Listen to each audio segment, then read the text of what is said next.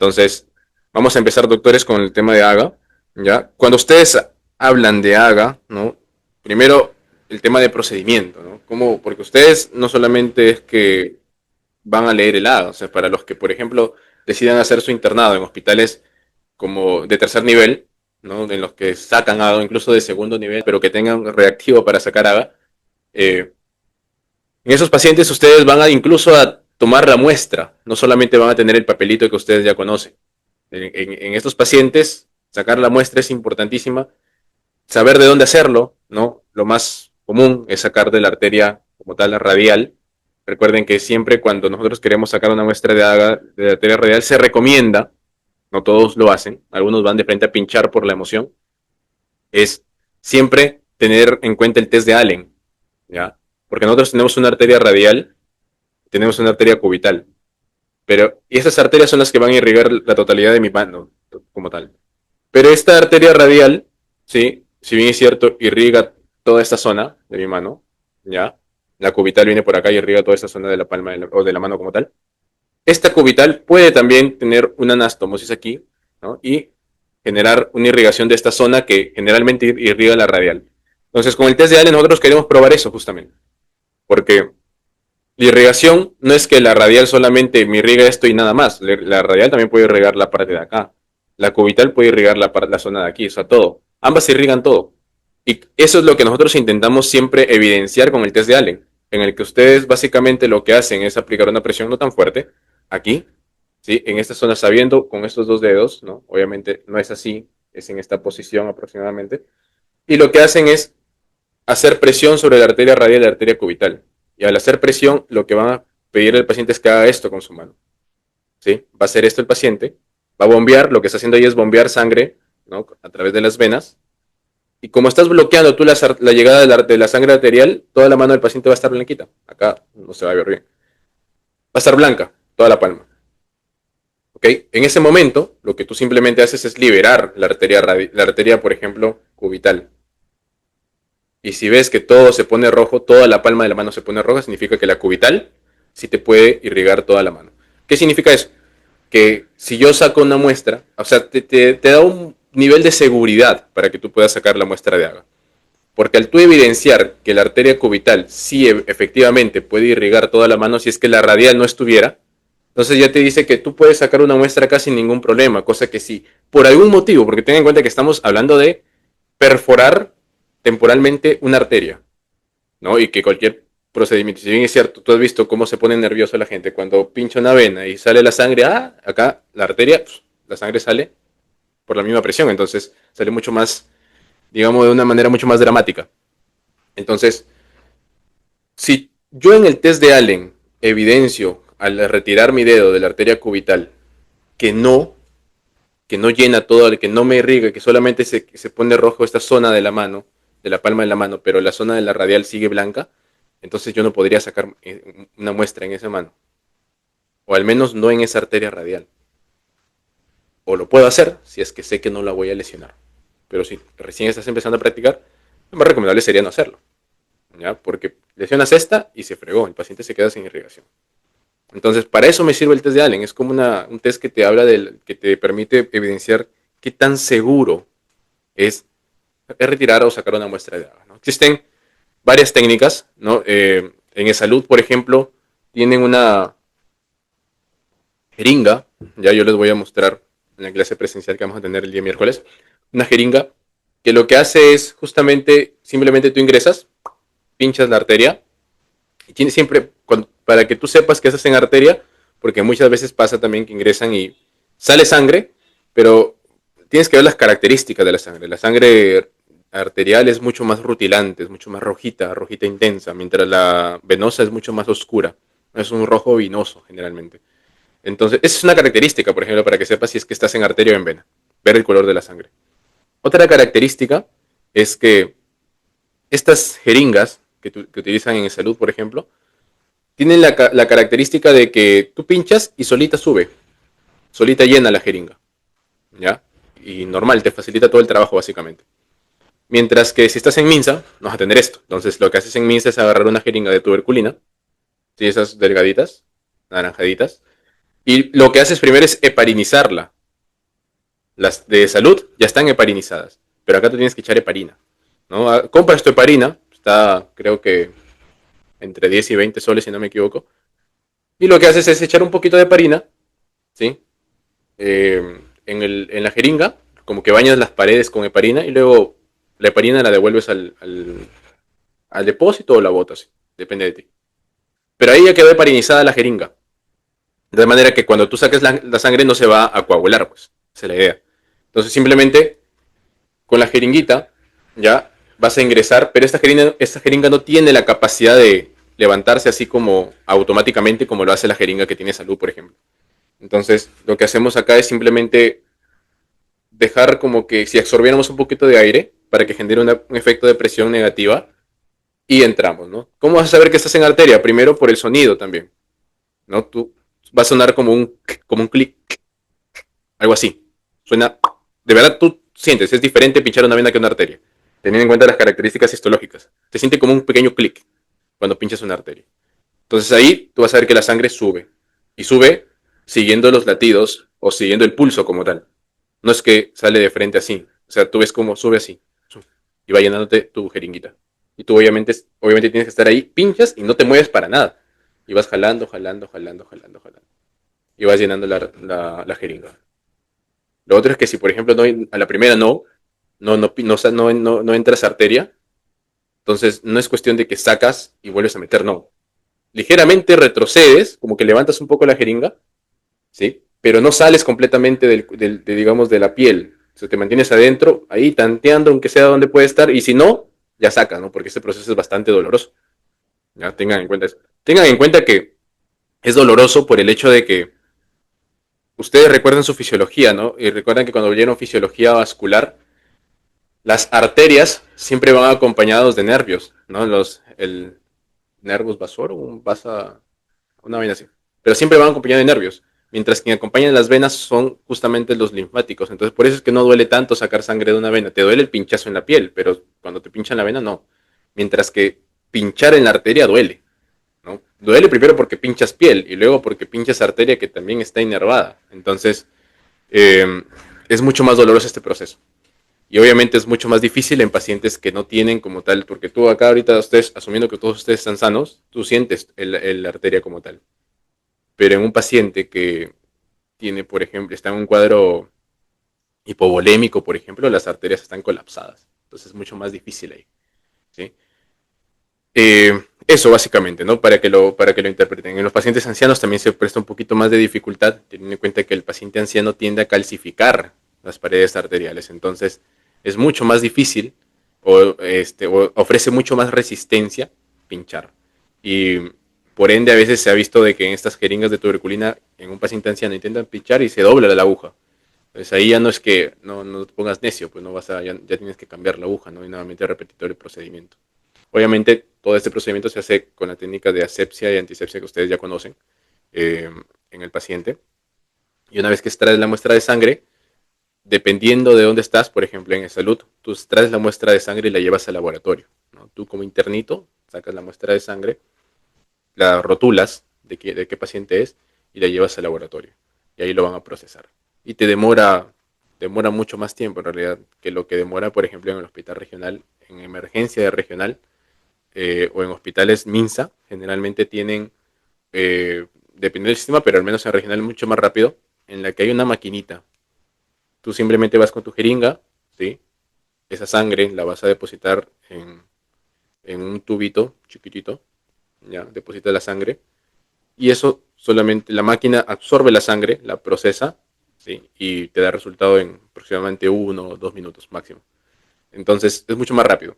Dependiendo del sistema del hospital, ¿no? Pero en salud, específicamente en salud, demora un poquito más porque lo tienes que llevar al laboratorio y esperar que el laboratorio lo procese. En emergencia de regional, hospitales MINSA de tercer nivel, generalmente hay estos dispositivos que te permiten interpretar la muestra mucho más rápido. Te imprimen tu papelito y ya está. Y ojo que siempre que ustedes sacan una muestra de sangre arterial, ustedes deben tomar en cuenta primero la temperatura del paciente, ¿ya? Y segundo, si es que está recibiendo oxígeno o no. La FiO2 siempre es importante, ¿no? Si mi paciente yo veo que no tiene ni cánula venosa, no tiene nada, entonces la FIO2 será 0.21 o 21%. ¿No? Pero si yo veo que está con oxígeno, tendría que ver, ¿no?, a cuántos litros le está pasando y determinar la FIO2 según eso. Entonces, eso es bastante importante que lo determinen porque eso cambia los valores generalmente. No será lo mismo el trastorno, los niveles que te va a interpretar la máquina en un paciente que tiene temperatura 36 con FIO2 21% a un paciente que tiene una temperatura de 38 con quizá una FIO2 de 40, de 40%. Entonces cambian los valores. Y siempre el papelito te establece ahí, ¿no? Te dice, oye, este es el AGA, pero con valores corregidos. Aquí están los niveles de pH, acá están los niveles de CO2, acá están los niveles de bicarbonato con la temperatura y la FIO2 corregida. Entonces, eso deben tenerlo en cuenta. Eso lo hace la maquinita, sencillo. Pero siempre, obviamente, va a tomar mucho. El que vale es el que tiene la temperatura corregida. A veces no cambia mucho realmente, ¿no? Pero es importante que trabajen con eso. ¿Ya? Porque ya saben que pequeños cambios a nivel de pH son grandes cambios a nivel de lo que es la concentración de hidrogeniones. ¿Ok? Entonces, cuando nosotros hablamos, por ejemplo, de pH, que es lo que nosotros vamos a interpretar, recuerden que acá lo que se quiso hacer, básicamente, es que, pues, dijeron, oye, no tenemos, es muy pequeña la cantidad de hidrogeniones para medirla de esta manera. Me sirve más hacer una fórmula matemática para poder, digamos, interpretar bien y que no haya problemas al momento de poder, a ver acá. Que no haya problema al momento de poder interpretar la muestra, ¿no? Y que sea mucho más fácil leerla, el análisis de gases arteriales. Entonces el pH se estableció que debe estar normalmente entre 7.35 a 7.45. Eso es lo que se estableció. Dijimos, vamos a trabajar con eso. Ok, bacán. Entre esos valores, ¿no? Fisiológicamente a ti te dicen, oye, 7.40, pero eso es algo teórico, ya saben. Ya normalmente cada paciente es diferente. Hay unos de ustedes que van a tener un pH de 7.41, otros que van a tener un pH de 7.42. No todos están en el mismo 7.40, pero sí en este rango, ¿ok? Que es el rango, digamos, de normalidad. Y ojo que estamos hablando del pH a nivel de sangre arterial. ¿Eh? A nivel venoso cambian los niveles. A nivel de, por ejemplo, el pH cambia dependiendo de dónde estás, ¿no? El líquido extracelular tendrá un pH diferente. A nivel de estómago tienes un pH diferente. A nivel vaginal las mujeres tienen un pH diferente. Entonces el cuerpo maneja diferentes niveles de pH según donde se encuentre. A nivel de igualmente. Entonces, a nivel de sangre arterial, específicamente sangre arterial, estos son los valores normales, ¿no? Obviamente, si sacas una muestra de sangre venosa, no puedes esperar trabajar con niveles de 7.35 a 7.45 y va a cambiar la cosa porque estás a nivel de sangre venosa. En sangre venosa tienes mayor nivel de hidrogeniones, que la sangre es un poquito mucho más ácida que la sangre arterial, porque tiene mayor cantidad de CO2. ¿Sí? Recuerden que el CO2 se transforma, ¿no? Recuerden que cuando yo tengo CO2, se junta con agua y me forma ácido carbónico, ¿sí? Y este ácido carbónico se puede disociar en hidrogeniones más bicarbonato. Entonces, tener una muestra que está cargada en CO2 me habla de que puedo tener un valor de hidrogeniones más elevado, por ende, un pH menor, o sea, un pH más ácido. La sangre venosa es mucho más ácida. ¿Okay? Entonces, eso tenerlo en cuenta. Esta formulita te salva muchas veces de varias cositas, ¿no? Porque te permite entender cómo es que son los cambios que pueden ocurrir a nivel de una acidosis metabólica, los cambios que pueden ocurrir a nivel de una acidosis respiratoria, ¿no? Por el exceso de CO2 que te representa, y cómo igualmente trabaja para las alcalosis, ¿no? Esta reacción que saben que ustedes saben que esta reacción es bidireccional siempre, ¿no? O sea, yo puedo pasar de tener CO2 a tener hidrogeniones y bicarbonato, o de tener hidrogeniones y bicarbonato a tener CO2 más agua. Ya eso cambia generalmente. Entonces, eso deben tenerlo bastante en cuenta. Los niveles de CO2, ¿sí? Van a variar, ¿no? Acá nosotros establecemos como tal el valor normal. Estamos hablando de presión parcial de CO2, ojo, en sangre arterial, ¿eh? Presión parcial de CO2 en sangre arterial, eso es de 35 a 45 milímetros de mercurio en sangre arterial. Entonces, con esos valores yo trabajo para ver si mi CO2 está aumentado o está disminuido. En el cuestión del bicarbonato, ¿sí? Se establece que normalmente es de 22 a 26, pero 1000 equivalentes. Tengan en cuenta las unidades, ¿ya? Porque eso también ha venido en preguntas de examen y se equivocan ahí. Las unidades son importantes. Entonces, de 22 a 26 mil equivalentes, Estamos hablando de valores normales de bicarbonato. El valor de bicarbonato no va a variar si es que ustedes están en sangre arterial o venosa. ¿Ya? Puede variar ligeramente, pero generalmente trabajamos con lo mismo. Porque recuerden que estamos hablando igual, si yo por ejemplo saco un análisis de muestra venosa para analizar electrolitos, se puede.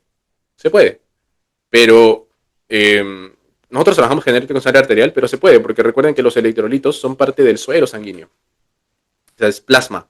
Y dentro del plasma están. Y el plasma, la cantidad de electrolitos no va a variar si es que estoy en sangre venosa o arterial. Obviamente no. Eso es para analizar electrolitos. ¿Puedo utilizar sangre venosa? Sí. ¿Se prefiere? No, porque prefiero la sangre arterial. Es donde generalmente sale todo. El AGA te representa todo eso. Pero si no puedo y necesito trabajar, necesito saber electrolitos, pero no, las arterias del paciente están colapsadas, solo le puedo sostener sangre venosa, podría sacar electrolitos en sangre venosa, ya, podría hacerlo. Obviamente no voy a valerme del pH en sangre venosa, ya, eso es obvio, pero los electrolitos, al menos para manejarlos y tener una idea, es mejor manejarlos si es que no se puede disponer de la sangre arterial, ya. A nivel de anion gap, ya recuerden que el anion gap, como les dije, ¿no? Ustedes siempre deben recordar que el cuerpo siempre tiende a estar en equilibrio, siempre, doctores. Siempre el cuerpo tiende a estar en equilibrio. Entonces, así como tú tienes positivos, tienes negativos. Tienes aspectos buenos, aspectos malos. ¿No? Tu enamorado te dice, amo lo bueno, pero también amo lo malo. Algunos no aman lo malo, solo quieren lo bueno. Entonces, siempre hay un equilibrio. Lo positivo y lo negativo. Igual manera acá. ¿Ya? Lo ácido con lo alcalino, siempre es equilibrio. Entonces, el anion gap te dice, oye, tú tienes moléculas con carga positiva, pero también tienes moléculas con carga negativa. Tus moléculas, estamos hablando de un gap en sangre arterial. Todo esto es en el contexto de sangre arterial. Entonces, el anion gap es, oye, mira, tú en tu sangre arterial tú tienes moléculas positivas. Tienes sodio, tienes potasio, tienes eh, magnesio, por ejemplo. Y asimismo, tienes moléculas con carga negativa. Tienes cloro, tienes bicarbonato, habrán algunas proteínas por ahí. Entonces, estas moléculas, como todo debe estar en equilibrio, se supone que están así igualitas. ¿Okay? Pero ¿qué es lo que pasa? Que cuando sacas los niveles de moléculas positivas y agarras las negativas, hablando de electrolitos que son los más importantes, ¿sí? No hay igualdad. ¿No? Oye, pero a mí me salieron 100 moléculas con carga positiva y me salieron 98 con carga, 88 vamos a ponerle, con carga negativa. Porque no están iguales. Esa diferencia de 88 a 100, que serían 12, ¿sí? Esa diferencia es lo que representa el anión gap. Por eso es que se llama brecha aniónica. Brecha, o sea, diferencia aniónica. Aniones, cargas negativas. Son las cargas negativas que tú no puedes contabilizar fácilmente cuando calculas los niveles de moléculas con carga negativa en la sangre arterial. Esos son los aniones, es la brecha aniónica o anión gap.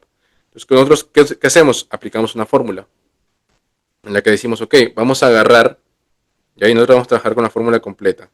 Vamos a agarrar los niveles de sodio, vamos a sumarlos a los niveles de potasio.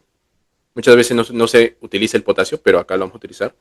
Y esto lo vamos a restar con los niveles de bicarbonato sumados, que es menos, sumados a los del cloro.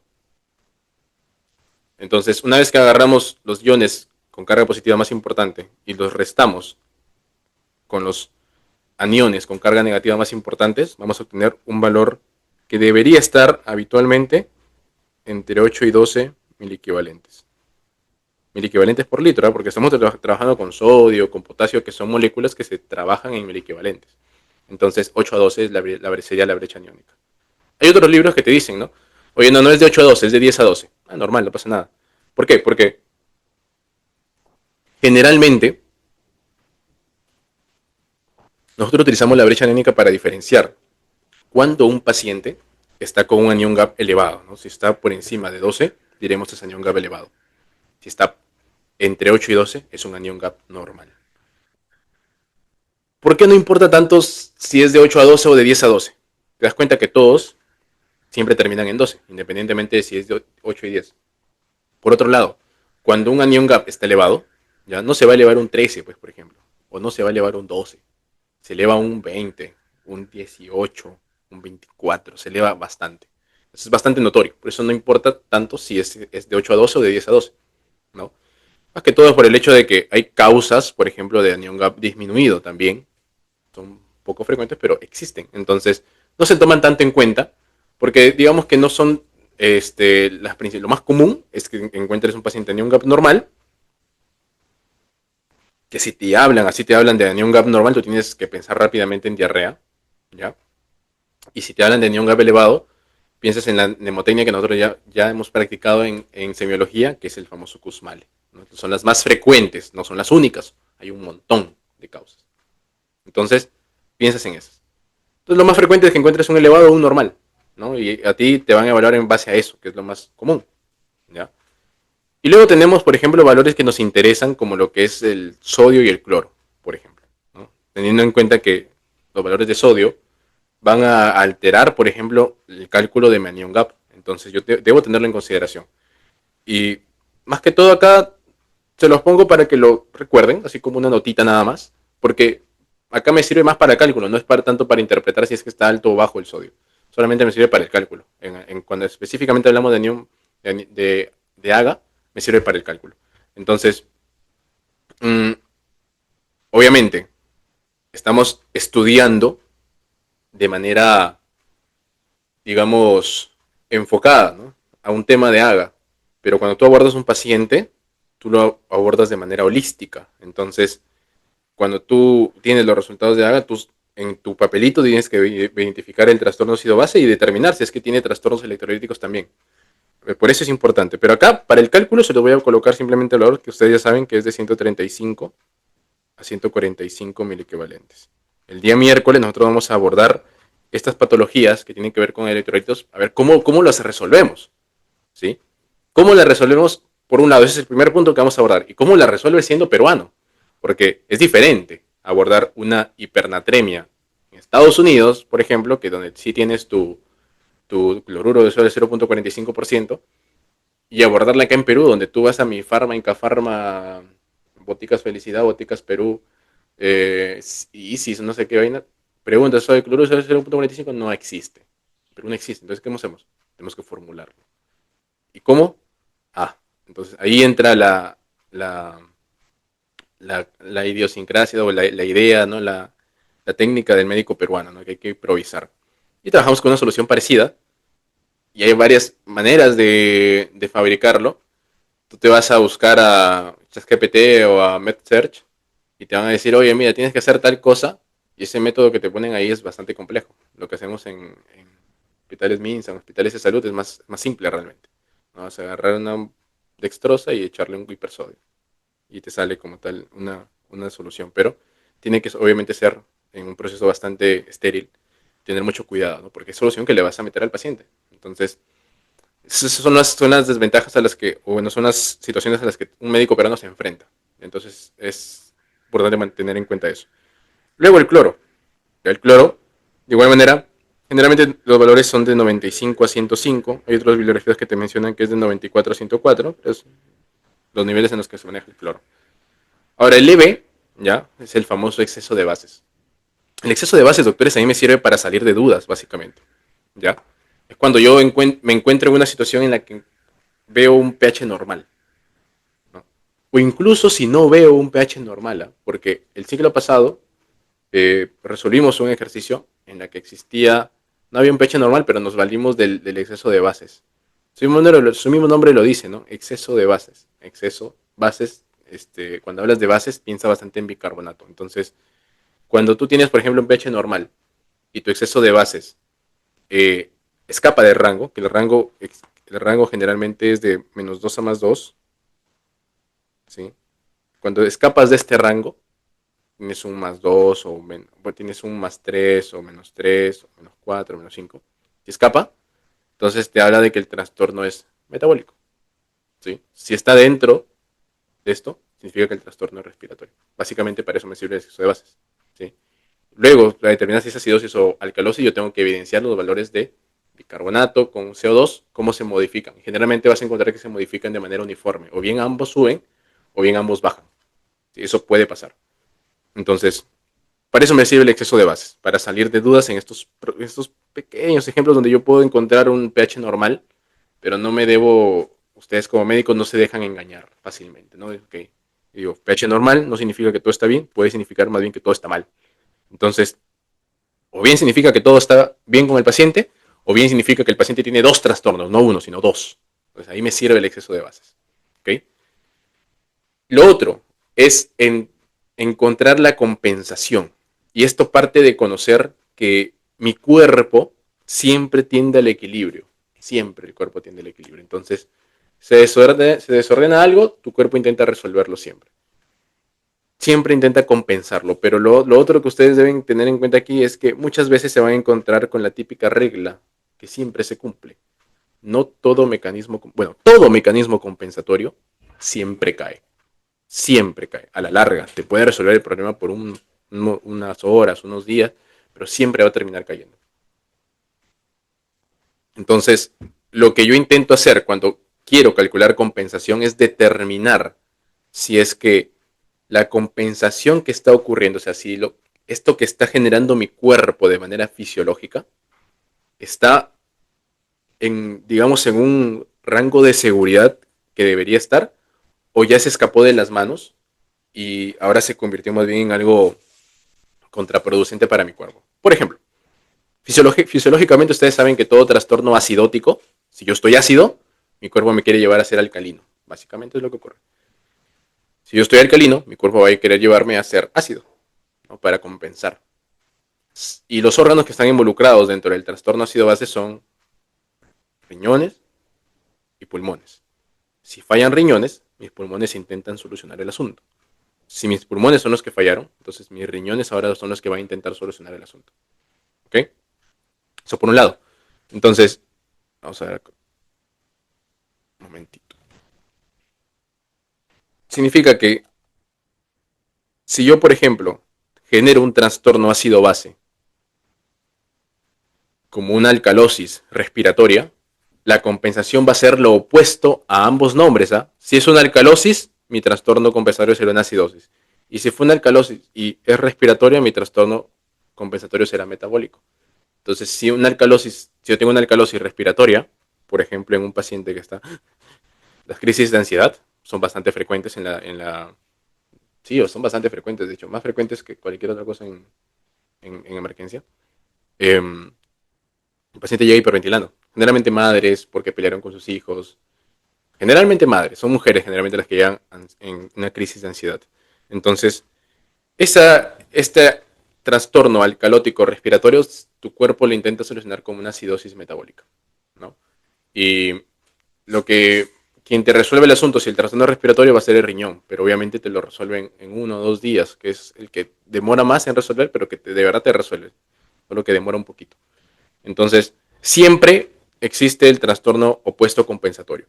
Ahora, si yo, por ejemplo, todos sabemos que nadie quiere estar acá con una acidosis metabólica, pero si yo tengo una alcalosis respiratoria, entonces mi acidosis metabólica, que yo podría considerarla negativa, ¿no? Yo estoy normal, oye, ¿tienes acidosis metabólica? Uy, no quiero. La considero negativa, pero en este contexto de un paciente con alcalosis respiratoria, esta acidosis metabólica resulta un mecanismo fisiológico, algo que me está ayudando a volver a mi estado original, ¿sí? A mi estado de equilibrio. Lo que debería pasar es que yo estoy muy alcalótico, y mi organismo me va a llevar, metiéndome ácido, me va a llevar hacia el medio, y cuando ya estoy en el medio, me detengo, y ahí me quedo. Eso sería la compensación normal, así es como se vería. Pero, ¿qué pasa, por ejemplo, cuando yo estoy muy hacia lo alcalótico y mi cuerpo me intenta llevar hacia el medio, pero oye, ya no me llevó al medio, me llevó más bien hacia la parte ácida?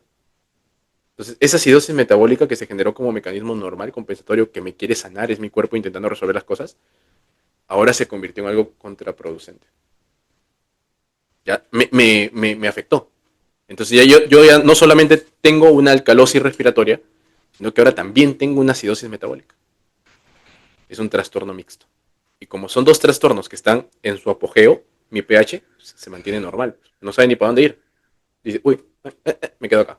Estoy normal, pero a la vez estoy alterado en ambos lados.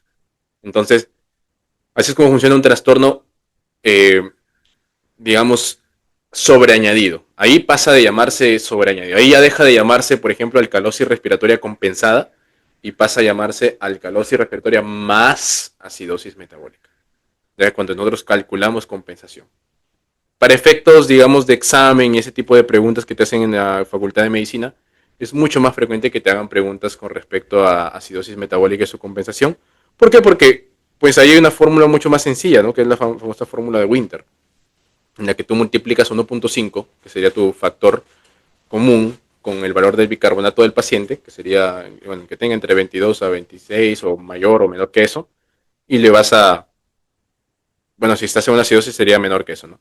Y le vas a sumar 8, y a ese resultado que te salga tú lo vas a poner en un rango de más menos 2. O sea que si te salió, por ejemplo, 10, entonces tienes que ponerlo en más menos 2. O sea, le restas 2 y le sumas 2.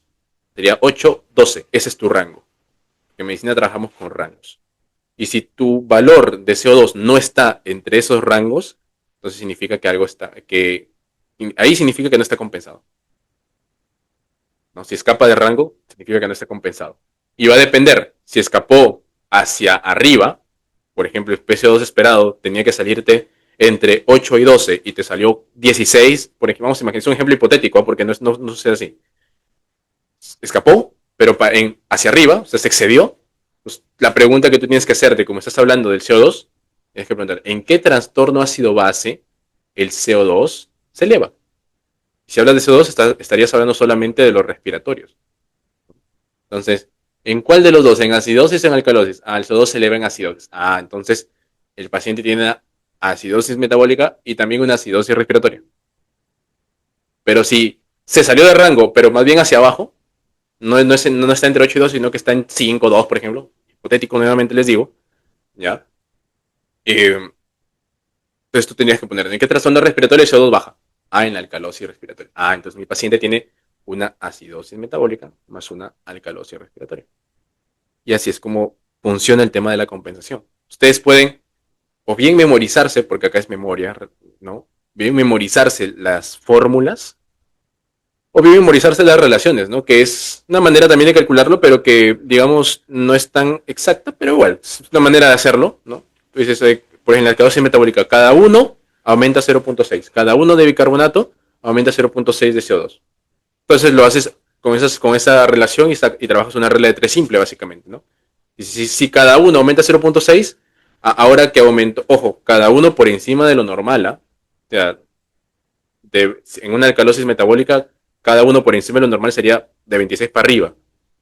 Entonces tú dirías, a ver, si cada uno aumenta 0.6 en CO2, por ende, mmm, ¿cuánto sería si mi paciente tiene 30, por ejemplo, de CO2?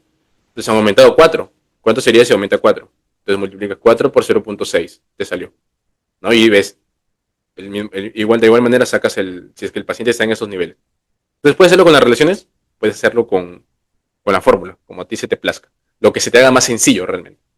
Lo otro es que en los respiratorios te das cuenta de que existe esta diferencia en la que tú tienes que establecer si es que el paciente está o no en un trastorno agudo o en un trastorno crónico, ¿no? Ya sea respiratorio agudo, respiratorio crónico. ¿Cómo nos damos cuenta? Tiempo, ¿sí? El trastorno respiratorio pasa a ser crónico cuando pasan más de 6, realmente es completamente más de 48 horas. Ya es crónico. Crónico parcial, que no es totalmente crónico, es de generalmente 6 a 12 horas, ¿no? Ese rango, incluso realmente hasta los 48 horas, hasta antes de las 48 horas, muchas veces, dependiendo del médico, se considera todavía agudo. Pero si ya pasaron 2 días, ya es crónico, pues. Ya independientemente de si es acidosis, en la acidosis, por ejemplo, se considera crónico ya más de 2 días. Pero en la alcalosis es de más de una semana para que lo consideres crónico. Ojo, ¿por qué? Porque es muy difícil. Es muy difícil que tu cuerpo caiga en una alcalosis como tal respiratoria. En el sentido de como que se escapa la compensación, digámoslo así. Es difícil que intentando compensar una alcalosis, o sea, que tú tengas, por ejemplo, una acidosis metabólica, que compensando hacia una alcalosis respiratoria se te vaya hacia la cronicidad. Es difícil que eso suceda. Entonces, por eso se establece el punto de corte mucho más alto, ¿no? Más de 7 días, tendrías que estar hiperventilando más de 7 días para que digas que tu alcalosis respiratoria es crónica. Y eso, pues, no pasa porque una acidosis metabólica tú lo estableces, tú lo identificas al paciente rápido y el paciente no llega, pues, eso. Eso, por ejemplo, se aplica en los pacientes con UCI, por ejemplo, de UCI, ¿no? Y esto es. Eso ténganlo en cuenta, ¿ya? Para diferenciar si es que estoy en un trastorno agudo o crónico. Y la otra manera de diferenciarlo, que no es el tiempo, porque a veces el tiempo, pues, puede variar dependiendo de los datos que tengas del paciente, es viendo el nivel de acidosis o de alcalosis, dependiendo, ¿no? Generalmente, cuando el trastorno es agudo, el cambio es brusco. Si es una acidosis aguda y lo normal es de 7.35 a 7.45, tú vas a ver una acidosis de 7.1, 7.7, por ejemplo, 7.1, 7.15. Entonces, eso te habla de cronicidad, perdón, de que es agudo. Pero algo crónico significa que ya intentó compensar al menos algo. Entonces, ahí tú vas a encontrar valores de 7.33, 7.30, que siguen siendo acidóticos, pero ya no son tan bajos como un 7.1, por ejemplo. Entonces, eso es otra manera de identificarlo, ¿no? Teniendo en cuenta en qué nivel está el nivel de pH.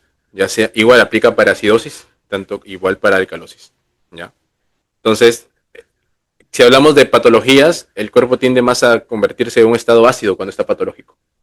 Entonces, por eso te das cuenta que muchas de las bibliografías que lees acerca de identificar algo crónico agudo, te hablan bastante más, se enfocan bastante, un poquito mucho más a los estados acidóticos. Es mucho más frecuente eso, realmente. Entonces, pregunto, ya porque hablé bastante bien la garganta. ¿Hay dudas hasta aquí, doctores, o todo va quedando claro? ¿Se va entendiendo? ¿Tienen alguna pregunta, chisme? Y no empiezo a preguntar yo. ¿Los demás?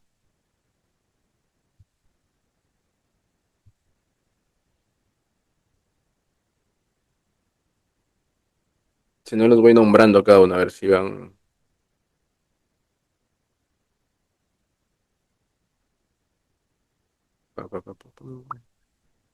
Creo que los que están aquí son los que han estado yendo a las clases presenciales. O sea, yo recién no voy a conocer bien este ciclo. El ciclo pasado solo los veía los domingos y virtual y no los conocía tanto. Así que vamos a ver. Ya, ¿se está quedando todo claro acá? Ahora, doctores, nace también un concepto que ustedes quizás no vieron tanto en en semio, que es el concepto de bicarbonato corregido. El bicarbonato corregido yo lo utilizo solamente cuando tengo un paciente con acidosis metabólica. Solamente ahí. ¿Ya? Anión GABA elevado, ¿ah? Solo en acidosis metabólica anión GABA elevado. ¿Para qué me sirve el bicarbonato corregido? Ese estado de acá. ¿Para qué me serviría? Justamente me sirve para ver cómo estaba el bicarbonato del paciente antes de estar en una acidosis anión GABA elevado. En términos cristianos. Si yo tengo un paciente que tiene acidosis metabólica en el momento que yo lo diagnostico y bueno, tiene acidosis metabólica, no sé, anión GABA elevado, ¿ah? Porque aumentó el lactato. Vamos a imaginar, ¿no? Está en un estado de hipoperfusión, el paciente ya está produciendo, está cambiando su cuerpo hacia una respiración anaerobia, eso va a generar igual ATP, pero también ácido láctico. Y mi paciente se me fue a una acidosis metabólica anión GAP elevado. Entonces, en ese punto yo digo, ok, la acidosis metabólica es por el lactato, o sea, el paciente tiene hipoperfusión. Chévere. Ya sé cómo enfocarlo, ¿no? Si está con hipoperfusión, voy a mejorar la perfusión.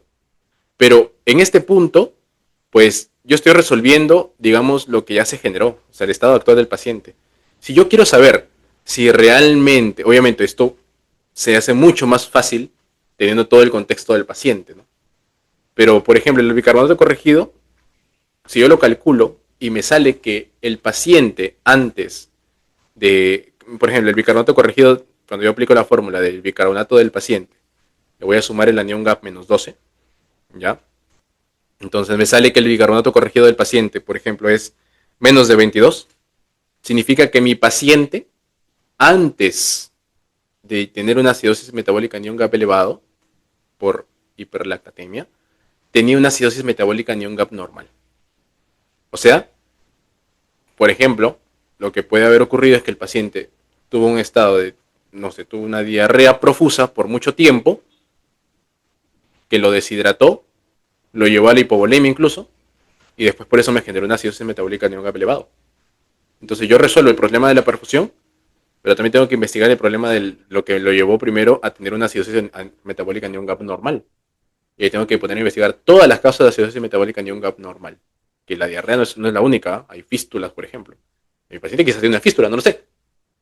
Entonces, para eso me sirve el bicarbonato corregido. Para identificar si es que de verdad el paciente siempre fue a ion GAP elevado o si mi paciente ahorita es a ion GAP elevado, pero antes fue a ion GAP normal. ¿Entiendes? Entonces, de esa manera cambia, digamos, tu esquema de manejo, porque la causa principal no fue lo que estás abordando ahorita de la hipoperfusión, este ejemplo que yo les puse, sino la causa principal fue la diarrea. Entonces, ay, ¿cuál será la causa de la diarrea, por ejemplo? O la causa principal fue la fístula. ¿A dónde estará la fístula? Entonces, eso vas investigando, te da un mejor, digamos, un mejor panorama para diagnosticar la causa de base. Pero igual, si tu bicarbonato corregido te sale, por ejemplo, más de 26, entonces significa que te fuiste al otro extremo. O sea, que el paciente tuvo más bien una alcalosis metabólica antes de desarrollar una acidosis metabólica, anión elevado. Entonces te sirve para identificar ambos trastornos previos. Si te sale entre 22 y 26, significa que el paciente siempre fue acidosis metabólica anión elevado. Entonces, para eso me sirve el bicarbonato corregido. Ya solamente se aplica en el caso de pacientes con acidosis metabólica anión elevado. Solamente ahí. Porque yo quiero saber si siempre fue así o si previamente tuvo un trastorno alcalótico o si previamente tuvo un trastorno acidótico anion gap normal. Ya para eso me va a servir. Entonces, así es como nosotros vamos a analizar siempre un AGA, doctores. ¿Ya? Por ende, lo primero que yo hago una vez que ya saqué la muestra, ¿sí? Es tener mi papelito y leerlo, ¿no? Y veo el orden. Primero veo pH, lo básico, pues. pH. Ok. pH está normal, está elevado, está disminuido. Según eso me voy hacia los tres esquemas, ¿no? Si está disminuido, le voy a decir, ok, el paciente, como tal, un pH disminuido, tiene un trastorno acidótico. Pero vamos a ver si es respiratorio o metabólico. Entonces, ustedes pueden hacerlo de la manera que más les sirva. Esta es la manera que yo les propongo, porque es la manera que a mí se me hace más sencilla. Si a ustedes les sirve, perfecto, ¿no? Lo que yo les digo siempre, vean primero el CO2. Hay otros doctores que quizás te van a decir, no, ve primero el bicarbonato, da igual. Lo importante es, al final vas a terminar viendo los dos. Solamente que si tú tienes un valor en términos acidóticos y piensas de respiratorio, a mí se me hace más fácil sacarlo con respiratorio. Que yo digo, si es una acidosis respiratoria, entonces el CO2 debe estar elevado. Y yo veo que el CO2 sí está elevado, y yo comprobé que es una acidosis respiratoria. Igual voy a mirar el bicarbonato para asegurarme, ¿no? Pero si no, entonces me voy a ir más una acidosis metabólica. Si es que el bicarbonato, perdón, si el CO2 no está aumentado, y voy a ver el bicarbonato y si está aumentado el bicarbonato, entonces será una acidosis metabólica. Y ya después de la acidosis metabólica, acá no está en el esquemita, pero acá añadiríamos, por ejemplo, el término del anion gap. Acá iría investigar mi anion gap, previo a sacar la compensación, ¿no? Y después de la compensación, tendría que sacar el bicarbonato corregido.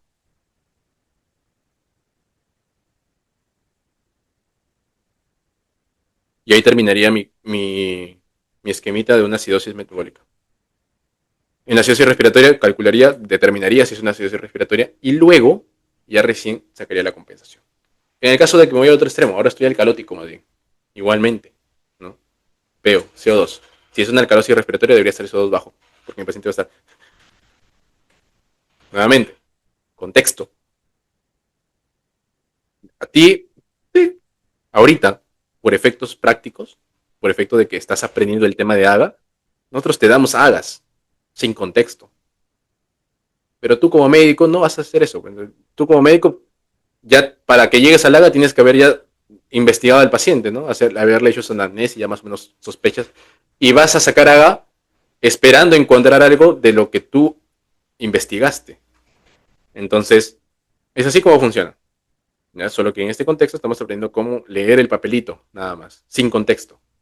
En la vida real es un poquito más sencillo para interpretarlo, no para manejarlo. Para manejarlo es un poquito más complicado. Entonces, eh, es así, ¿ya? CO2, si soy un trastorno alcalótico, si está disminuido debería ser una alcalosis respiratoria, pero si está aumentado, entonces me voy al CO2, me voy al bicarbonato, si está aumentado el bicarbonato sería una alcalosis metabólica y calculo compensación. Y nuevamente, si es que está todo normal, veo pues, ¿no? Oye, ¿cómo está el CO2? ¿Cómo está el bicarbonato? Están aumentados ambos. El que pesa es el bicarbonato. El que pesa. Si están aumentados ambos, pesa el bicarbonato. ¿Ya? Para que no te lo memorices, acuérdate eso. Siempre pesa el bicarbonato. Oye, ambos aumentados, es una alcalosis. Oye, ambos disminuidos, bicarbonato disminuido, acidosis. ¿Ya? Siempre pesa el bicarbonato. Entonces, una vez que yo dije, ok, es una acidosis o una alcalosis, cualquiera de los dos, veo exceso de bases. ¿Está dentro del rango? Sí, esto es trastorno respiratorio. Ojo, que aquí, cuando tú estás en este punto, ya de que encuentras un pH normal con valores de CO2 y bicarbonato alterados, tú ya asumes que el paciente tiene dos trastornos. Dos. Lo único que te identifica el exceso de bases es cuál de los dos es primario. Tú ya sabes que tu paciente tiene una acidosis y una alcalosis. Porque si no tuviera esos dos, si tuviera dos acidosis, estaría súper acidótico el pH. Pero tiene una acidosis y una alcalosis, y eso es justamente lo que hace que el pH esté normal. Entonces, tú ya sabes que tiene dos, tiene una alcalosis y una acidosis, pero quieres saber cuál de los dos es el primario. Y por ende, cuando reconoces el primario, por ejemplo, una acidosis con exceso de bases dentro de rango, entonces dices, ok, es una acidosis respiratoria, mi primario. Por ende, el secundario es ese trastorno compensatorio, o sea, la alcalosis metabólica, pero que se escapó de la compensación. Y por eso me generó dos trastornos sobreañadidos. Entonces, tendrías una acidosis respiratoria, que es el trastorno primario, y el secundario es la alcalosis metabólica. ¿Me interesa por qué saber esto? Porque al yo conocer que el trastorno primario fue la acidosis respiratoria, entonces me voy hacia las causas que pudieron generar la acidosis respiratoria. Y de ahí va a empezar mi abordaje al paciente. ¿Sí? Porque ahí está la patología de base, lo que me está generando esa acidosis. En este caso respiratoria, ¿no? O sea, así es como tú lo vas a abordar a tu paciente, doctor. ¿Ya? Y luego calculas como tal, bueno, ahí ya no se calcularía como tal la compensación, porque ya se supone que se escapó de la compensación y, y es lo que te generó básicamente esta alteración, el trastorno, de lo que es el trastorno sobreañadido, que te llevó a normalizar el pH. Un momentito, para. De cualquier momento me electrocuto acá. Ya. Entonces, eso por un lado, ¿ya? Por ende, viendo, por ejemplo, estos pacientes, te dicen, paciente varón de 78 años con diagnóstico de POC. Se encuentra en emergencia con dificultad respiratoria que inició hace 7 días. Se realiza análisis de gases arteriales encontrándose los siguientes resultados. Vamos viendo. Contexto, ¿ya? Sin necesidad de, imagínense que ustedes hasta este momento no tienen valores de pH, ¿ya? No tienen valores de pH, no tienen valores de nada de esto, ¿ya? Vemos contexto primero. 78 años, doctor, hace poco, ¿ya? Dificultad respiratoria hace 7 días. ¿Tú qué esperarías encontrar en este paciente? Entonces ahí, lo primero que tenemos, como todo médico, como todo buen médico, tienes que, oye, ¿qué es el EPOC? Y ya tú sabes qué es el EPOC. Entonces, ¿qué esperarías encontrar en este paciente? ¿Una acidosis o una alcalosis?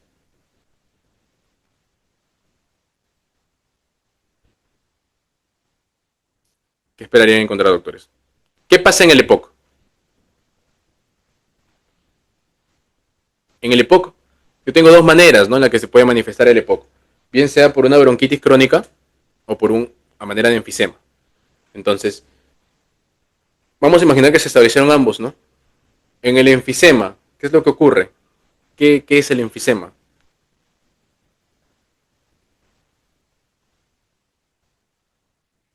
¿Qué pasa en el EPOC?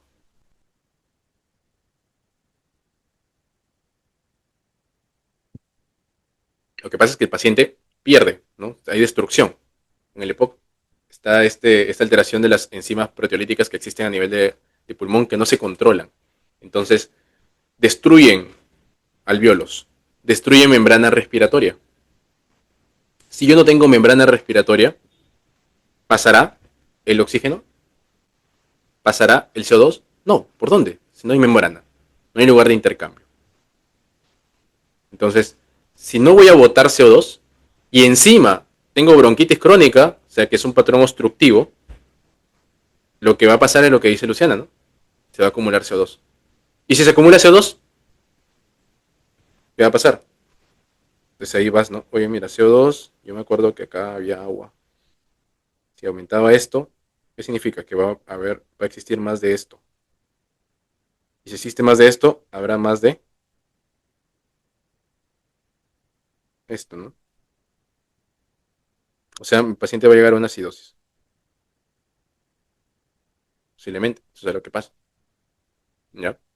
Entonces, digo que va a haber una acidosis aquí. Ahora, ¿tú qué piensas? ¿Será una acidosis? Ya, oye, es una acidosis respiratoria porque estamos hablando de trastornos respiratorios en EPOC, ¿no? ¿Será una acidosis respiratoria crónica o una acidosis respiratoria aguda? ¿Qué será, doctores? Te dicen que ya inició hace 7 días. ¿Te acuerdan a partir de qué punto de corte ya era un trastorno respiratorio crónico cuando hablábamos de acidosis? ¿Cuánto era el punto de corte? 48 horas. O sea, después de 2 días, un trastorno respiratorio acidótico ya se considera crónico. Entonces, yo esperaré encontrar una acidosis respiratoria crónica. Y me sacan el AGA y veo pH 7.32. Confirmamos es una acidosis. ¿Será respiratoria? Veo CO2. Debería estar aumentado. Sí está aumentado. ¿Y el bicarbonato? Está aumentado también. ¿Por qué? Porque la compensación de acidosis respiratoria es una alcalosis metabólica. ¿Ok? Entonces, mira este paciente incluso, mira. La presión parcial de oxígeno está en 58. ¿Cuánto es la presión parcial de oxígeno normal, chicos? Es que han llevado ya la parte de respiratorio de neumo en semio. ¿Cuánto es la presión parcial de oxígeno normal?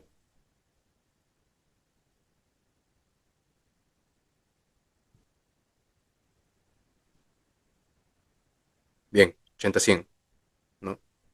Y este paciente tendrá hipoxemia o tendrá insuficiencia respiratoria aguda, con ese nivel de 58.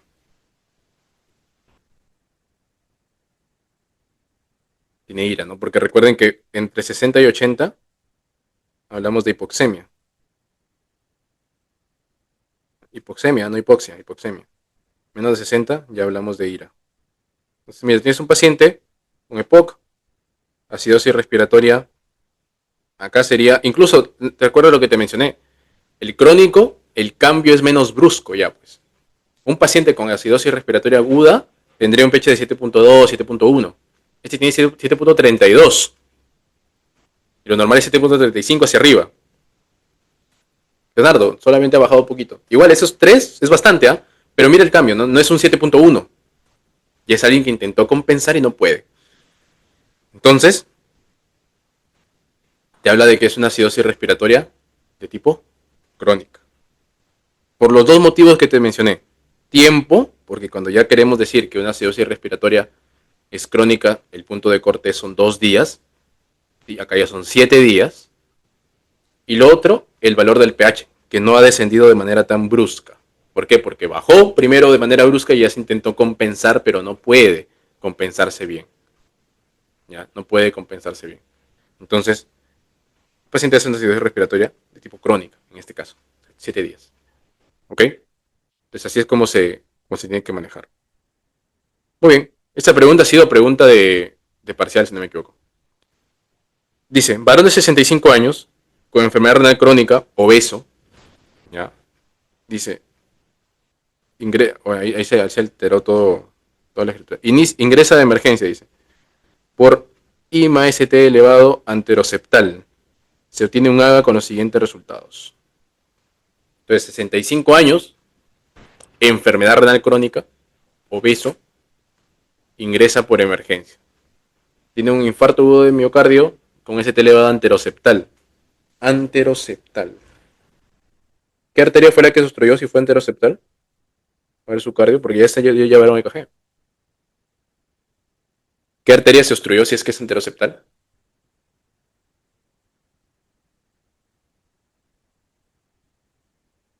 Voy a contarle a Israel que no están respondiendo, ¿no?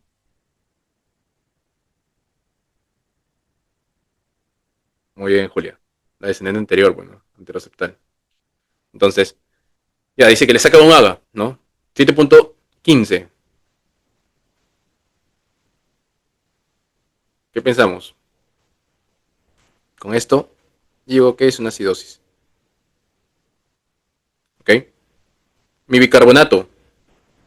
Ojo, ¿qué es lo que voy a hacer después? CO2, ¿no? ¿Cómo está el CO2? Porque puede ser una acidosis respiratoria. Si es respiratoria, tendría que estar el CO2 por encima de 45. A ver, veo CO2. Ah, 17. Entonces no es respiratoria. ¿Podría ser metabólica? No es esto. ¿Puede ser metabólica? Veo bicarbonato. Debería estar, si es metabólica, menos de 22. 6. Porque con trabajo, ¿no? Es una acidosis metabólica. ¿Ok? Acidosis metabólica. Esta acidosis metabólica, que yo digo, vamos a buscar el apellido, pues, ¿no? ¿Qué anion gap es? ¿Mm? Y calculo. ¿Cuál era la fórmula del anion gap, doctores?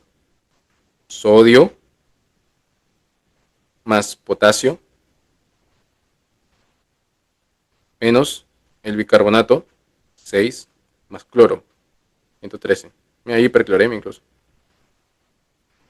Entonces, 140 más 3.6. Vamos a la antigua. 143.6 menos 119. ¿Cuánto es esto?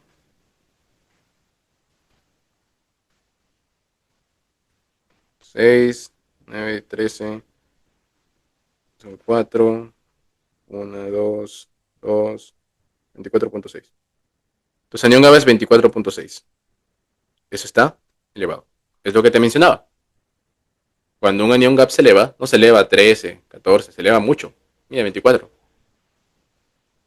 Entonces, tenemos una acidosis metabólica, anión GAP elevado. ¿Cuál será la causa? Kussmaul, ¿no? Y según los datos que te dan, ¿cuál sería? Tendríamos que ver, bueno. Y acá el lactato lo ven 1, la urea en 40. Esta urea, pues si bien es cierto, la U de urea, del Kussmaul, la U significa uremia, la urea debe ser menos de 40, está en 40, no es suficiente como para que te genere una acidosis. ¿Ya? El lactato podría ser, ¿ya? El lactato, de hecho acá nos lo ponen quizás porque esa es la causa. Entonces, tiene sentido, ¿no? Porque ¿qué es lo que ha pasado? Que este paciente,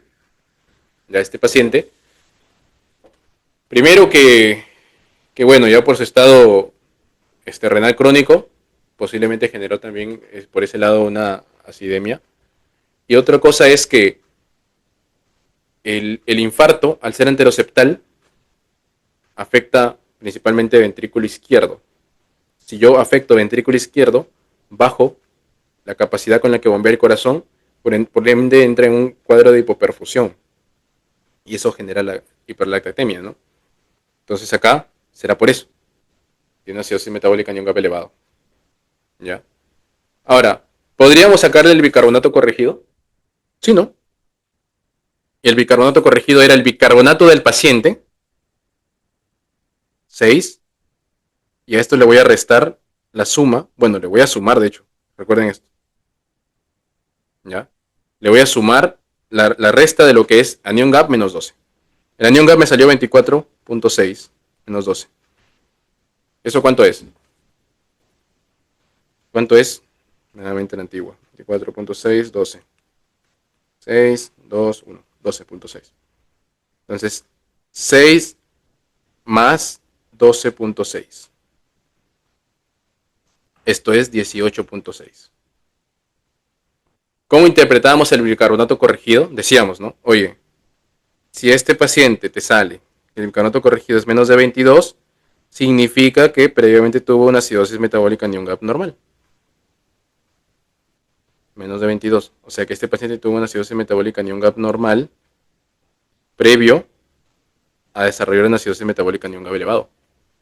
Entonces eso, algunos te lo ponen que lo especifiques como si fuese un trastorno incluso. Un trastorno. Acá, de hecho, lo que nos falta es sacar, antes de sacar el bicarbonato corregido, es sacar la compensación. Entonces saquemos compensación ahora. Vamos a borrar esto para que no se confunda.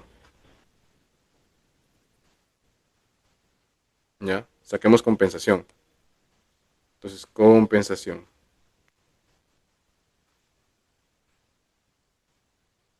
Con fórmula de Winter. 1.5 por 8. Perdón, por bicarbonato que sería 6. Más 8. Entonces, ¿cuánto sale, doctores? 1.5 por 6. 6, 5, 30. 9.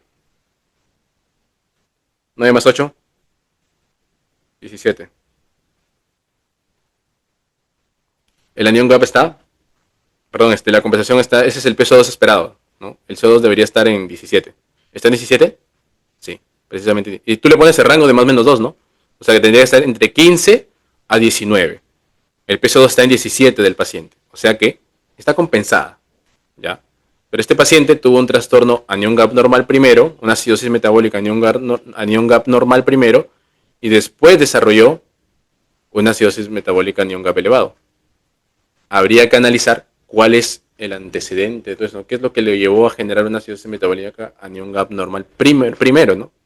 No nos dan el concepto, acá no nos dan el contexto como tal. Pero bueno, entonces, la pregunta te dice, la conclusión ácido base al momento es, ¿qué cosa? Al momento, ¿eh? El paciente tiene una acidosis metabólica anión gap elevado. ¿Ya? Anión gap elevado. A ver, acidosis metabólica, acidemia por acidosis metabólica anión gap elevado. Este de acá. El trastorno que le mencioné del bicarbonato corregido, una acidosis metabólica anión gap normal. Entonces sería la C. ¿Ya? Acidemia por acidosis metabólica anión gap elevado más acidosis metabólica anión gap normal. ¿Ya? Eso sale con el bicarbonato corregido. ¿Sí? Entonces, hasta ahí, ¿se entendió? ¿Se entendió, chicos? ¿Se entendió? Ojo que el bicarbonato corregido, ¿ya? Cuando nosotros hemos calculado que el paciente tiene una acidosis metabólica anión gap normal con el bicarbonato corregido, no te está diciendo que el paciente, si bien es cierto, ahorita tú lo calculas como una acidosis metabólica anión gap elevado, eso es porque se han superpuesto las patologías. Y ganó el trastorno ahorita agudo del infarto y toda esa nota, es lo que está predominando y por eso te sale que el trastorno es ese. Pero el paciente sigue teniendo de base su acidosis metabólica anión gap normal. ¿Eh? Por eso es que te lo ponen dentro de las alternativas.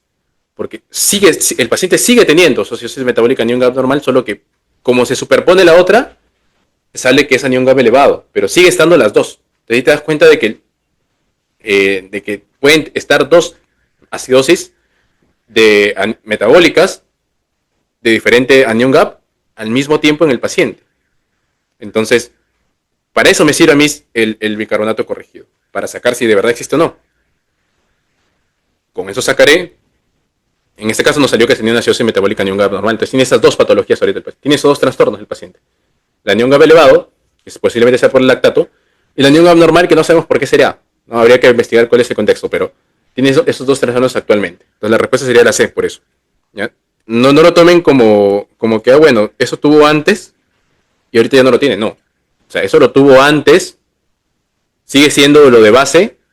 Ahorita tiene una acidosis anión gap elevado por el contexto que tiene el paciente del infarto y todo eso, pero sigue estando el otro presente. Solamente me sirve para saber si existía eso o no antes de la acidosis metabólica anión gap normal. Si me salía entre 22 a 26, yo decía, ok, solo tiene su acidosis metabólica anión gap elevada, nada más. ¿Ya? Pero como me salió menos de 22, digo, aparte de eso tiene una acidosis metabólica anión gap normal de base. Esa es la base. Y encima se le complicó con una acidosis metabólica anión gap elevado.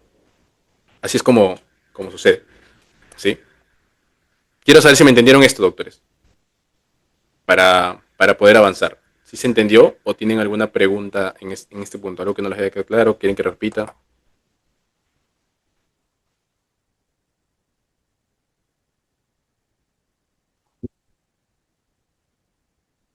¿Sí se entendió?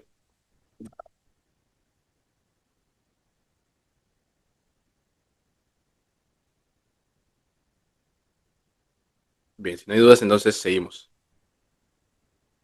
Bien, ahora nos dan este casito clínico, ¿ya? Nos dicen, paciente mujer de 65 años, comatosa, taquipneica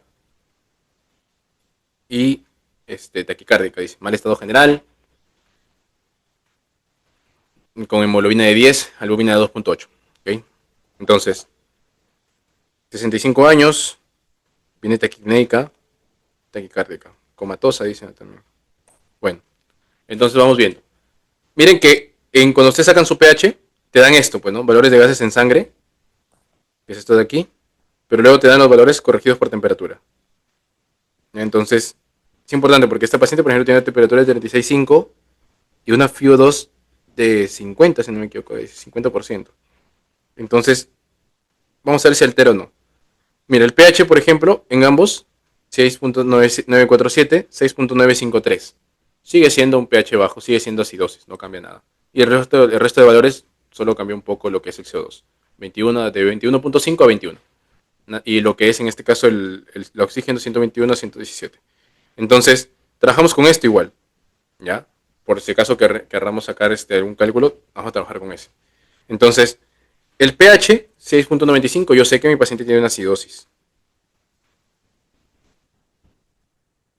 ¿Será respiratoria metabólica?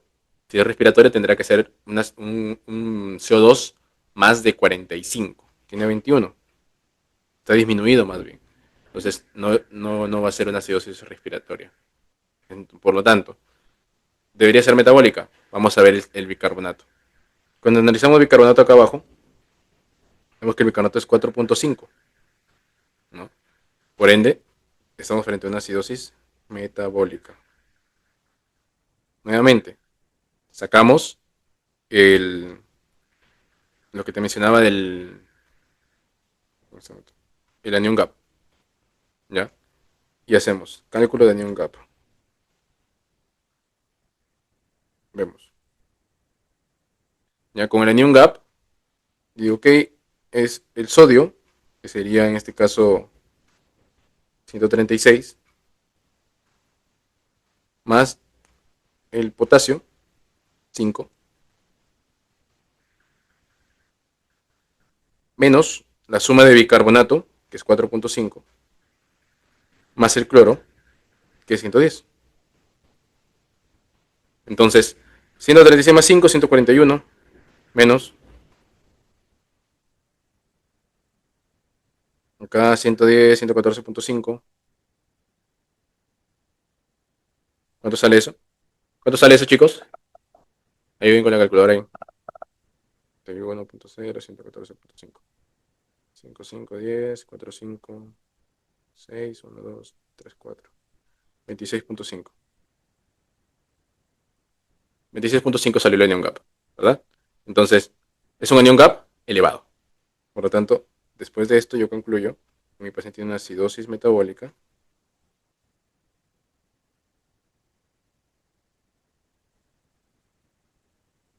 anion gap elevado. ¿A qué se deberá? Vamos viendo quizá datos que nos puedan abordar. Y acá te está mirando básicamente, ¿no? Mira,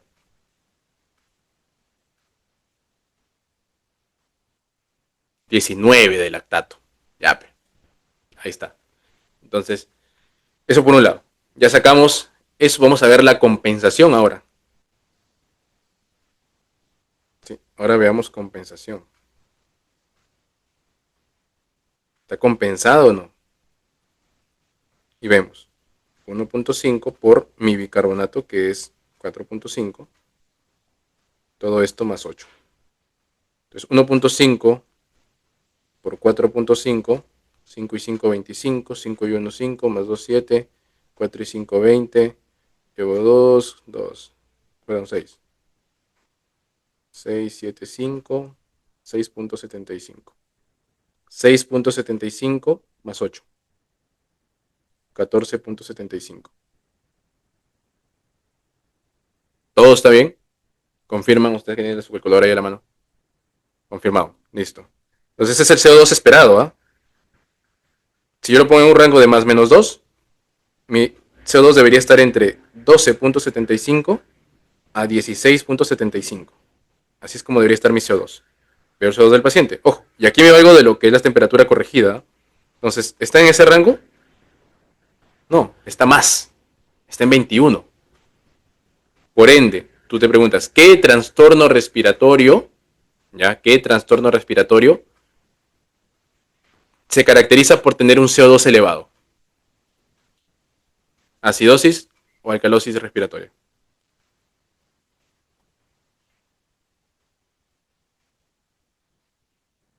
¿Cuál será? La acidosis respiratoria. ¿Ok? Tiene una acidosis respiratoria también. Muy bien, ya sacamos que es un trastorno, tiene dos trastornos hasta ahorita. ¿Eh? Vamos a ver si tiene uno de base. Bicarbonato corregido.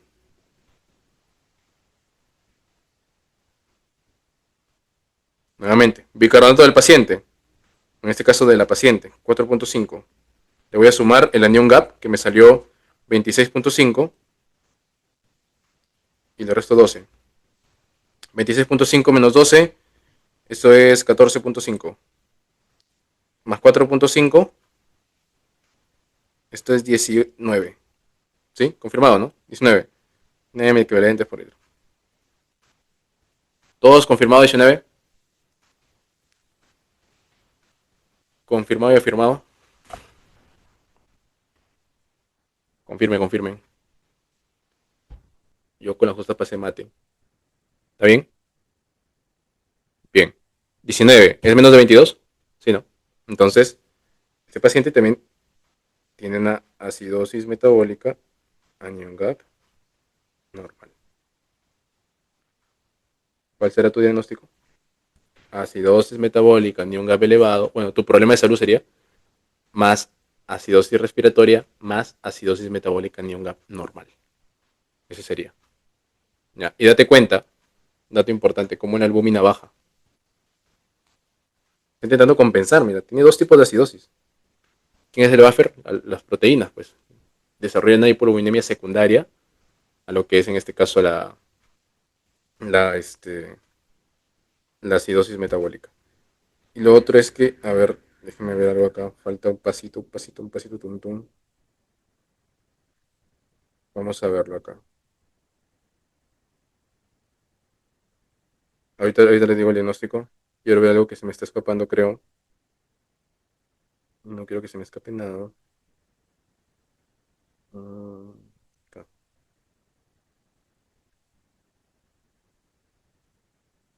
Ta, ta, ta, ta, ta, ta.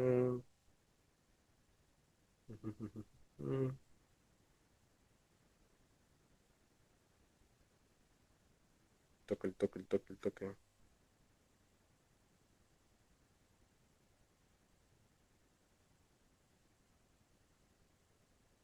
Ya, esto era lo que faltaba. Vamos a corregir albúmina. Mm. El anion gap hay que sumarle 2.5 por 4 menos la albúmina del paciente. Entonces sería 4 menos 2.8. ¿Cuánto es 4 menos 2.8? Sería 2, 3, 1.2. 1.2 por 2.5. 5 y 2, 10. 5 y 1, 5, 6. 2 y 2, 4, 2. Listo. Acá 0, 10, 3, 3. Y a esto se supone que lo tengo que sumar. Bueno, igual sale elevado. Le sumo el anion gap. O sea, el anion gap de la paciente no es 26.5, sino es 29.5. Ya. Eso nos cambia acá el esquema en el bicarbonato corregido. 29.5. Hay que calcular nuevamente esto para ver si estamos bien. Entonces, 4.5 más 29.5 menos 12. Sería 5, 7, 17.5. 17.5. 17.5 más 4.5. 5 y 2, 5, 10, 7, 11, 12, 22. Justo sale 22. Justo 22. Entonces, no tendría esto de acá. No tendría ni un acceso metabólica ni un gas normal. Porque justo sale 22. Es menos de 22. ¿Ya? Entonces, como está en 22, entre 22 y 26, queda así. Solo tiene dos. ¿Ya? Tiene acidosis metabólica, anión GAP elevado, más acidosis respiratoria. ¿Ya? Si hubiese salido menos de 22, serían los tres. ¿Ah? Es más, sería más. Acidosis metabólica, anión GAP normal, perdón, elevado, más acidosis respiratoria, más acidosis metabólica, anión GAP normal. Serían los tres. Pero en este caso ya con la albúmina que hemos corregido y nos salió en el anión GAP más elevado, entonces cambia la cosa. ¿Ya? Cambia ahí el bicarbonato corregido. Es importante ya. Usted ese dato lo había puesto por eso. No se olviden de eso. ¿Ya? Lo del final, allá. Lo que pasa es que cuando ustedes tienen un trastorno acidótico, ¿sí? Tienen que ver la albúmina. Porque la albúmina baja siempre en trastornos acidóticos. Y acá les pongo. En su material de F1 lo van a poner ese. Corregir albúmina teniendo en cuenta que 1 gramo por decilitro de albúmina por debajo del nivel normal baja 2.5 equivalentes del anión GAP. Entonces, lo que hace simplemente, o sea, ¿qué te está diciendo? Que cuando tú tienes albúmina baja, significa que realmente tu anión GAP está más elevado. ¿Ya? Porque tengan en cuenta que la acidosis, los hidrogeniones cuando aumentan, ¿ya? Tu albúmina, tus proteínas en general, principalmente albúmina, que es la más importante, sirve como buffer. Entonces va tamponando. ¿Qué significa? Que vas a tener menos albúmina. Si tú tienes menos albúmina, ¿ya? ¿Eso qué te da a entender? De que tienes tanta acidosis, que te está bajando incluso la albúmina. ¿Ya? Que por eso se está botando la proteína, porque tu nivel de acidosis está más alto. Eso significa. Entonces, por eso es que yo corrijo albúmina. Porque me salió primero que tenía mi anion gap en. Nos salió. ¿Cuándo nos había salido? 19, 26, perdón. 26.5. Pero al yo ver que mi albúmina está en 2.8, significa, oye, no. Significa que si tengo 2.8 de albúmina, tengan en cuenta que esta hipoalbuminemia es secundaria a la acidosis. Entonces digo, voy a corregir albúmina porque quizá mi nivel de acidosis no es 26.5. Mi anion gap no está en 26.5, quizás es 26. Es más. Entonces vamos a ver. Y efectivamente era 29.5. O sea que estoy mucho más ácido de lo que normal, porque del nivel que saqué antes primero. Por eso mi albúmina ha disminuido. Yo corrijo albúmina. Y me sale el valor verdadero del anion gap. Entonces no estaba en 26.5, estaba en 29.5, estaba peor. Entonces con este nuevo valor ya del anion gap, yo utilizo para sacar el bicarbonato corregido. Pero eso es lo que significa corregir albúmina. Porque la albúmina, grábenselo a partir de ahora, ¿ya? Todo trastorno metabólico, todo trastorno acidótico te baja albúmina. Algunos más que otros, ¿ya? Y a veces no la bajan, porque quizá tienes un trastorno acidótico, pero que no es tan grave como para bajarte la albúmina. Entonces, si yo encontraba, por ejemplo, el paciente una albúmina de 3.5, normal, no pasa nada, no lo tomo en cuenta, pero está en 2.8. Entonces, significa que mis proteínas están actuando como buffer y por eso disminuyen. Entonces, tengo que tomar en cuenta ese valor para, al momento de calcular mi anion gap, ver si está más elevado de lo que me sale si no lo tuviera en cuenta. ¿Ok? Entonces, cuando ustedes vean estado acidótico con albúmina baja, tienen que corregir el anion gap. Le va a salir un anion gap más elevado, posiblemente. ¿Ya? Cuando la albúmina está baja. ¿Sí se entendió ahí, Luciana?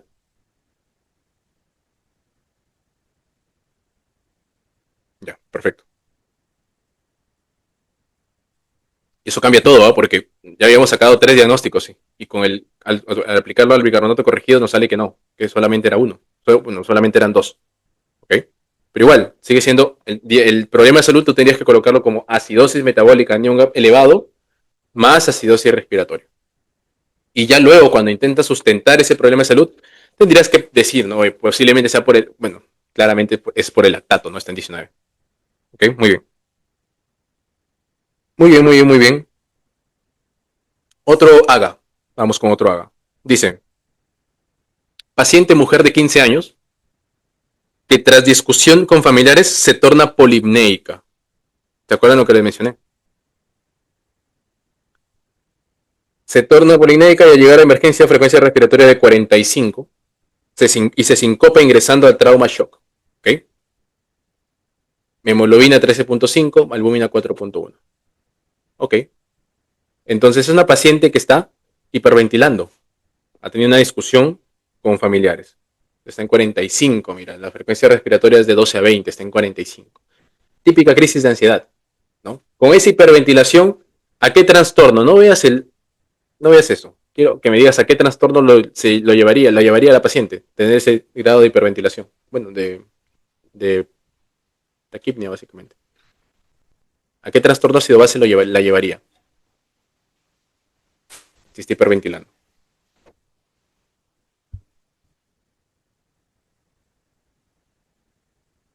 A una alcalosis respiratoria. Muy bien. Entonces, vamos a evidenciarlo. Y vemos, ¿no? pH 7.758. Mira, temperatura 37, esto normal. No deberían cambiar los valores en valor corregido por temperatura. Están exactamente iguales. ¿Ok? Entonces, y digo, ok, tengo un pH de 7.758. 7.758. Ese es un estado alcalótico. Tiene una alcalosis la paciente. ¿Ya? Respiratoria, ¿no? Por el contexto. Vamos a ver, el CO2 debería estar bajo. CO2, 7.8, bajo, ¿no? Está menos de 35, mucho menos. Es una alcalosis respiratoria. Una alcalosis respiratoria. ¿Ok? Muy bien. Entonces, como tenemos una alcalosis respiratoria, lo que ya tenemos que hacer ahora es básicamente ver si está compensado o no. Y analizamos compensación.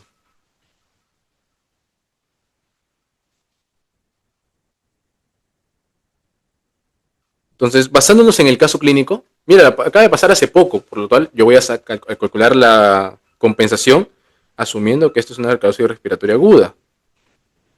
¿Ya? Entonces vemos aquí. Ten en cuenta, tratando respiratorios agudos, ¿sí? Menos de 6 horas. Pues, el paciente recién acaba de venir. Entonces, como es una alcalosis respiratoria aguda, puedo utilizar o bien esto o bien esto. ¿Ya? Entonces, si yo digo, por ejemplo, la paciente está con un... Vamos a ver.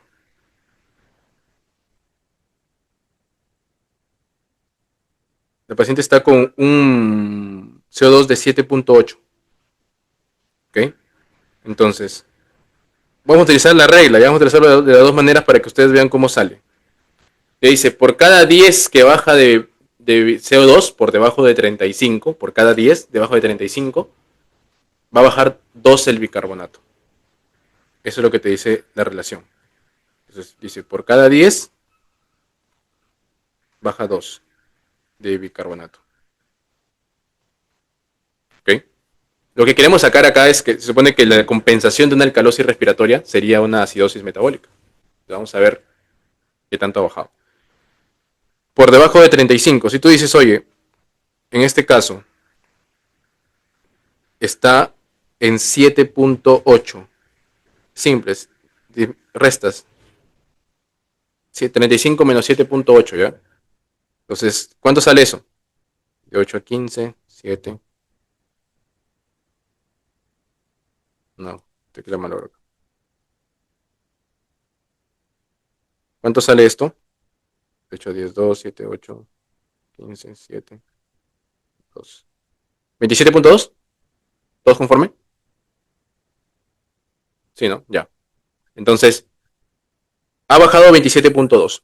Y lo que haces es una regla de tres simple. Dices, oye, si por cada 10 baja 2, ¿cuánto bajará si ha disminuido 27.2? ¿Ya? Por cada 10 baja 2, ahora ha bajado 27.2. Entonces, acá sería una X. Vamos a ver, 27.2 por 2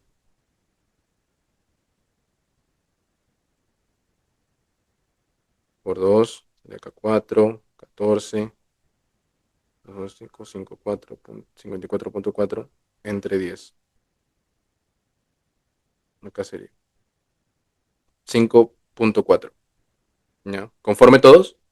A ver, verifiquen. Ya, 5.4. O sea que debería estar en 5.4 el bicarbonato. Bueno, debería haber bajado 5.4. Ya, no es que ese es el valor del bicarbonato, debería haber bajado. ¿Ya? Porque tú dices, si al bajar 10 baja 2, ¿cuánto bajará al bajar? ¿Cuánto de bicarbonato bajará si es que baja 27.2? Entonces significa que debe bajar 5.4 de bicarbonato, del valor del paciente normalmente. Entonces tú te vas, se supone que tomamos como en cuenta el valor 22, que es el mínimo normal, y le resto 2.0 y le resto 5.4. Entonces 4 a 10, 6, 5, 6 a 12, 6 más 1. Debería estar entre 16.6 por ahí. Vemos el bicarbonato de la paciente. ¿Ya? Vemos el bicarbonato. Vamos a acercarlo acá. 16.6 debería salir. Bicarbonato de la paciente, ¿dónde está? ¿Dónde está? ¿Dónde está? ¿Dónde está? ¿Dónde está? Acá abajito. Mira, 11.4. Según las equivalencias, nos sale que está elevado. Así tú le pongas el más 2 menos 2, igual va a estar elevado. Entonces vamos a sacarlo ahora con la fórmula. ¿Qué te dice la fórmula? Nuevamente, vamos por acá. La fórmula te dice, vas a poner 24 menos 0.2 por 40 menos el CO2 del paciente. Entonces sería, si el CO2 del paciente está en 7.8, ya sería acá 24. Vamos a copiarla tal cual ya. 24 menos 0.2 por 40.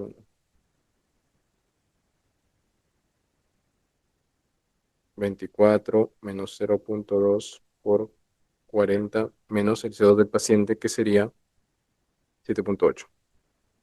Nuevamente, vamos viendo ahí.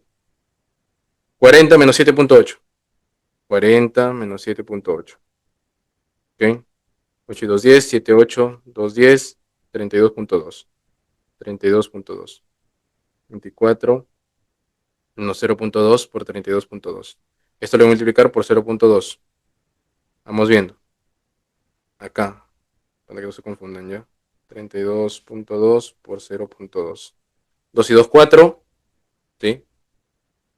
Dale acá. Ya. Aquí estoy. 2 y 2, 4. 2 y 2, 4. También. 2 y 2, 2 y 3, 6. 0, 0, 0. 64.4. ¿Sí? ¿Conforme? ¿Conforme, chicos? Hasta ahí, ¿todo bien? Confirmen.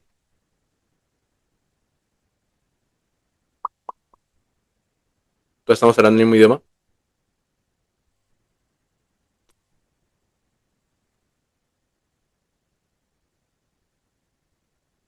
Sí, sale eso.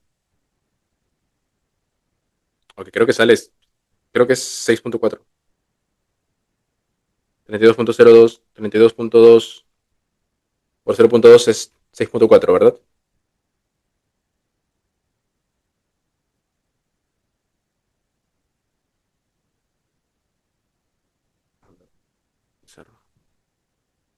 Acá la calculator. Todo bien, ¿no? Muy bien.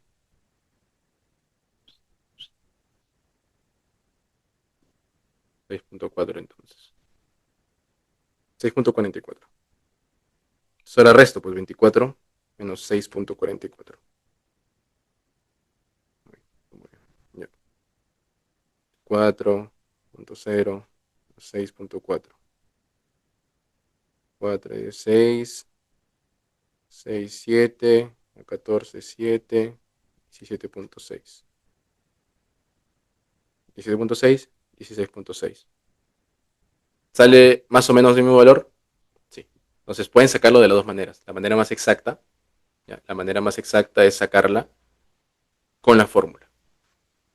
¿sí? 17.6, 16.6. De igual manera, así tú lo hagas con cualquiera de las dos formas, ¿ah? Tengan en cuenta que acá nosotros no ponemos el rango de más menos 2. Así tú lo hagas de las dos formas. Con la fórmula salió 17.6, con el valor de las equivalencias 16.6. Independientemente de eso, se supone que es así como debería estar el bicarbonato, ¿ah? Así debería estar el bicarbonato.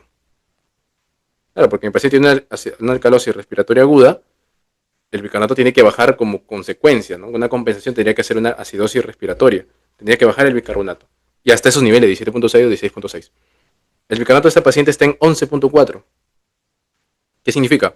Que ha bajado más de lo normal. O sea, que esta acidosis metabólica que se generó como compensación ya pasó a ser un problema secundario.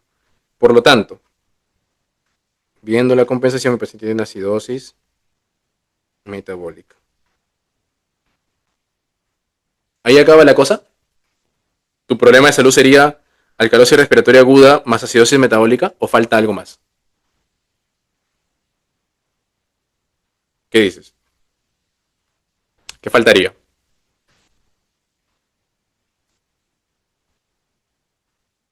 ¿Mm? ¿O nos quedamos ahí?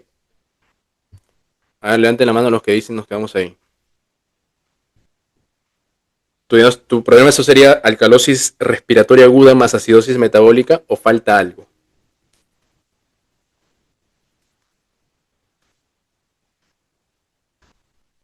¿Qué dicen?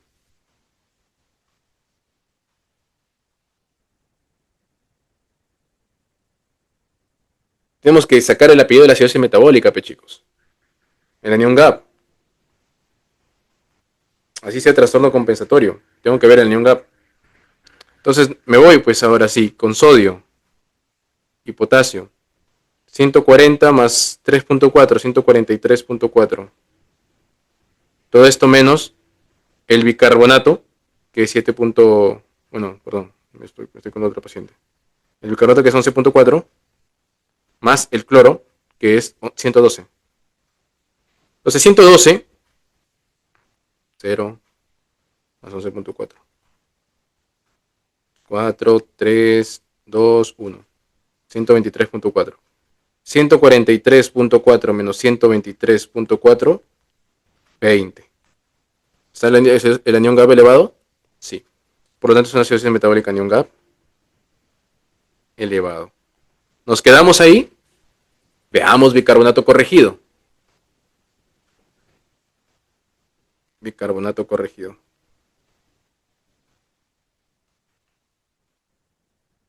Estos sagas son nivel Dios ya. Bicarbonato corregido entonces. Tengo el bicarbonato del paciente, que sería 11.4. Esto le voy a sumar al anión GAP que me salió. Ten en cuenta que el albúmina está en 4.1, ¿ah? Yo no voy a corregir albúmina en este paciente. Entonces el anión GAP sí es 20. ¿Ya? 20 menos 12. O sea que es 8. 11.4 más 8, 19.4. ¿Qué significa? Que el paciente tiene... Eso es menos de 22, ¿sabes? Eso es una acidosis metabólica anión GAP normal. ¿Cuál sería el trastorno ácido base del paciente?